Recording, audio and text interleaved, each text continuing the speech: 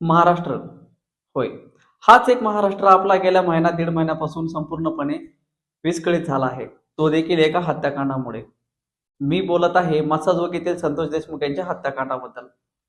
हत्याकांड झाल्याच्या नंतर तब्बल त्या ठिकाणावरून 1 महिना तरी जे आरोपी आहेत ते कोणालाही सापडायला तयार नव्हते आणि या संपूर्ण घटनाक्रमामध्ये खूप मोठा वादविवाद देखील सुरुवात व्हायला झाली होती. काही आरोपी पुण्यामध्ये लपून होते तर काही आरोपी पुण्याच्या बाहेर लपून होते. तरी देखील सीआयडीला यांना शोधण्यामध्ये पूर्णपणे अपयश येत होतं आणि याच गदारोळामध्ये पूर्णपणे राजकारण ढवळून निघालं होतं. मात्र यामध्ये एक गोष्ट पाहण्यासारखी आहे की आरोपी जे होते त्यांनी स्वतःहून आत्मसमर्पण केलं होतं आणि या पाठोपाठ राजकारणी लोकांची एकच भूमिका होती की बाकीच्या आरोपींनी आत्मसमर्पण केलंय, मात्र यामध्ये जो मुख्य सूत्रधार मानला जात होता खंडणी प्रकरणात देखील, तर तो म्हणजे वाल्मिकी कराड हा कधी पकडला जाईल. मात्र या दरम्यान स्वतः वाल्मिकी कराडने पुणे येथे सीआयडी ऑफिसमध्ये स्वतः आत्मसमर्पण केलं आणि असं वाटत होतं की आता हे वातावरण शांत होईल आणि व्यवस्थितपणे हे संपूर्ण न्यायालयीन प्रक्रियेने होईल. मात्र असं मित्रांनो झालं नाही.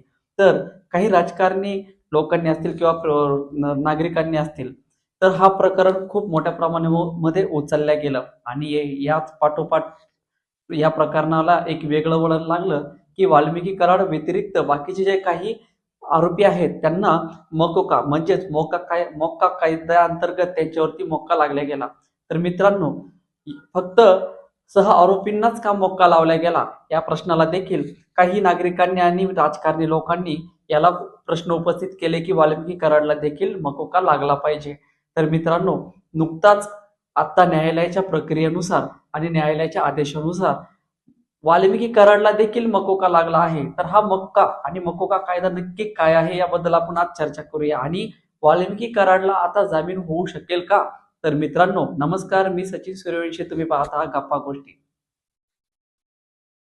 मोक्का कायद्याअंतर्गत जवळपास संपूर्णच आरोपींना मोक्का हा कायदा लागला आहे मस्साजोग प्रकरणातील. तर मित्रांनो, मोक्का कायद्याअंतर्गत आता वाल्मिकी कराडला जवळपास वर्षभर तरी जामीन भेटणार नाही आणि जवळपास रिमांड होम म्हणजे रिमांड होमचा अर्थ मित्रांनो असा होतो की पोलिसी कारवायानुसार ते मारून वाल्मिकी कराड असतील किंवा बाकीचे साथीदार असतील त्यांच्याकडून मारून बुजून ते त्यांच्याकडून बोलून घेऊ शकतात. ते देखील 1 वर्षापर्यंत 180 दिवस ते 365 दिवसांचा तो कालावधी असतो आणि एवढ्या कालखंडामध्ये कुठलाही मोक्का लागलेल्या आरोपीला जामीन भेटत नसतो मित्रांनो.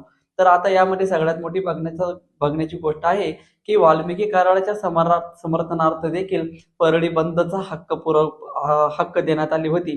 त्याच अनुषंगाने वाल्मिकी कराडची बायको देखील रस्त्यावरती उतरलेली आहे आणि त्याचप्रमाणे वाल्मिकी कराडची आई देखील आंदोलन करताना आपल्याला दिसत आहे आणि आजच्या घडीला वाल्मिकी कराड यांच्या समर्थनार्थ परळीमध्ये आणि बीडमध्ये भरपूर ठिकाणी आंदोलने करण्यात येत आहेत. मात्र मित्रांनो, या प्रकरणामध्ये आता एक खूप नवीन ट्विस्ट येत आहे की आता वाल्मिकी कराड यांना मोक्का अंतर्गत आता बीडमध्ये हलवण्यात आला आहे आणि इकडे वाल्मिकी कराडची बायको म्हणत आहे की आता मी देखील शांत बसणार नाही. ज्यांनी माझ्या नवऱ्याला मोक्का कायद्याअंतर्गत लावण्याचा प्रयत्न केलाय, खोटे आरोप लावण्याचा प्रयत्न केले, त्या संपूर्ण राजकारण्यांना त्या नेत्यांना आता मी रस्त्यावरती आणल्याशिवाय राहणार नाही.